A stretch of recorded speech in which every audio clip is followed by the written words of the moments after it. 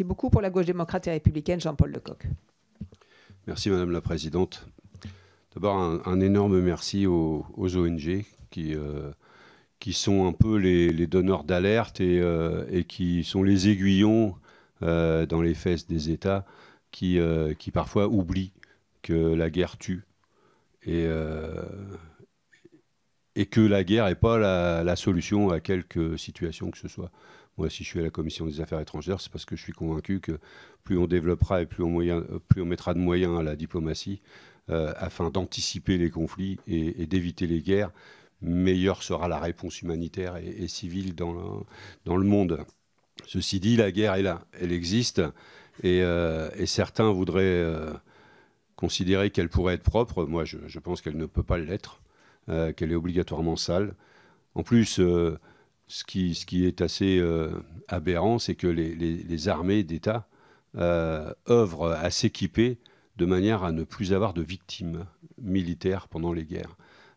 Les drones, bientôt les robots tueurs qu'il faut empêcher à tout prix, etc. Parce que dès lors, on considérera que ceux qui ont les armes et ceux qui tuent sont complètement automatisés, il n'y aura que des victimes civiles en face. Et ça devient là une aberration d'imaginer les choses dans ces termes.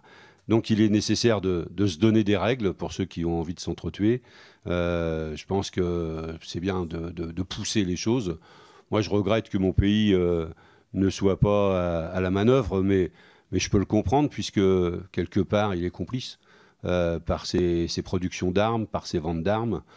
Moi, je viens d'une ville, Le Havre, où je suis assez fier que les populations, les associations aient empêché le chargement des canons César sur ces bateaux d'Arabie Saoudite. Et je pense que les populations de Marseille doivent être assez fiers qu'ils ont aussi empêché les armements à direction de l'Arabie Saoudite, parce que nous prétendons que ces armes sont utilisées au Yémen et qu'on ne peut pas imaginer qu'un pays achète de telles armes pour dire c'est seulement pour surveiller notre frontière. Enfin, à qui on va faire croire ça?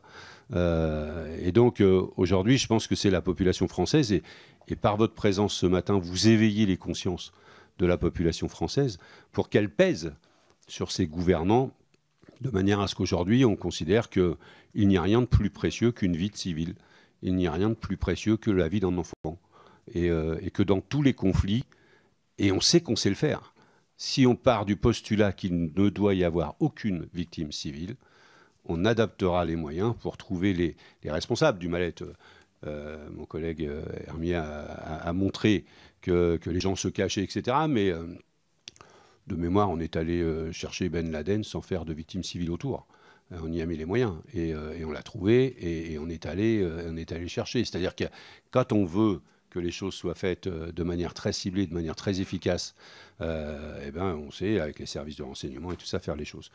Donc moi, je pense qu'il faut que notre pays s'engage.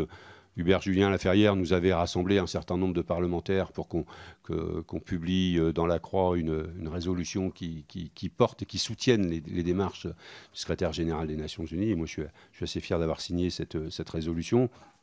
Et je pense qu'aujourd'hui, la présence à la Commission des Affaires... Madame la Présidente, je suis très vigilant, vous savez. La présence à la Commission des Affaires étrangères...